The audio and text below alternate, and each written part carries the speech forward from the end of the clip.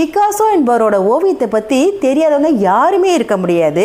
அந்த பிக்காசோ என்ன பண்ணுறாரு, சின்ன வயசாக இருக்கும்போது ஓவியம் வரைஞ்சி அவங்க அப்பாட்ட கொண்டு காட்டுறாரு.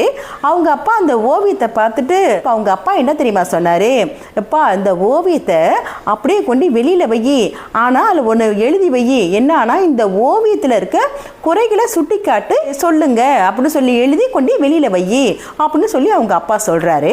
அவனே பிக்காசோவும் என்ன பண்ணுறாரு, அதே மாதிரி அந்த ஓவியத்தில் இதில் இருக்க குறைகளை சுட்டி காட்டுங்கன்னு சொல்லி எழுதி கொண்டு வெளியில் வைக்கிறாரு. வெளில வச்ச பிறகு அங்கே போகிற வரவங்களாம் பார்த்துட்டு அதில் 100க்கு மேற்பட்ட குறைகளை சுட்டி காட்டி எழுதியிருந்தாங்க. உடனே அந்த பிக்காசோ என்ன பண்ணுறாரு, அந்த ஓவியத்தை எடுத்து அந்த கொண்டாந்து அவங்க அப்பாட்ட காமிச்சு, இல்லை பாருங்கள் எவ்வளோ பிழைகள் இருக்குது பாருங்கள், எல்லாம் சுட்டி காட்டியிருக்காங்க பாருங்கள், நான் இனிமேல் ஓவியம் வரையவே மாட்டேன்ப்பா அப்படின்னு சொல்லி ரொம்ப வருத்தப்பட்டு சொன்னார் பிக்காசோ. உடனே அவங்க அப்பா சொன்னார், அப்படியாப்பா இரு, இப்போ என்ன தெரியா பண்ணுறேன், அந்த ஓவியத்துக்கு பக்கத்துலேயே இப்போ இந்த ஓவியத்தில் இருக்க குறைகளை நீங்கள் சரி பண்ணுங்க அப்படின்னு சொல்லி எழுதி மறுபடியும் கொண்டு வெளியில் வை அப்படின்னு சொல்லி சொல்கிறாரு அவங்க அப்பா.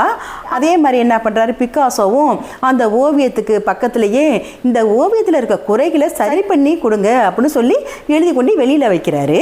வெளியில் வச்சாங்க, யாருமே சரி பண்ணல. மறுநாள் ஆகுது, அந்த ஓவியத்தை எடுத்துகிட்டு பிக்காசோ கொண்டாந்து அவங்க அப்பாட்ட கொடுக்குறாரு. இப்போ யாருமே சரி பண்ணலை, அந்த ஓவியம் அப்படியே இருக்கே அப்படின்னு சொல்லி கேட்குறாரு.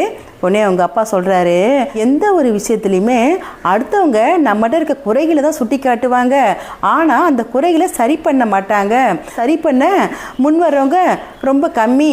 அதனால் நீ இதை நினச்சி நீ கவலைப்பட வேண்டாம், கொஞ்சம் பயிற்சி மட்டும் எடுத்துக்கிட்டேன்னு வச்சுக்கியேன், உன்னால் இதில் எதை வேணாலும் உன்னால் செய்ய முடியும், இந்த ஓவியத்தெல்லாம் உன்னால் ஈஸியாக வரைஞ்சிட முடியும்பா, கொஞ்சம் உனக்கு பயிற்சி தான் தேவை, அதனால் நீ பயிற்சி மட்டும் எடுத்துக்க அப்படின்னு சொல்லி அவங்க அப்பா சொல்கிறாரு.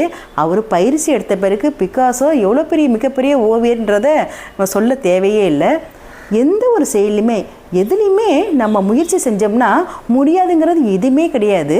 அப்படி முயற்சி செஞ்சோம்னா எல்லாத்துலேயுமே நம்மளால் வெற்றி அடைய முடியுங்கிறதுல எந்த சந்தேகமும் இல்லை. வாழ்த்துக்கள்.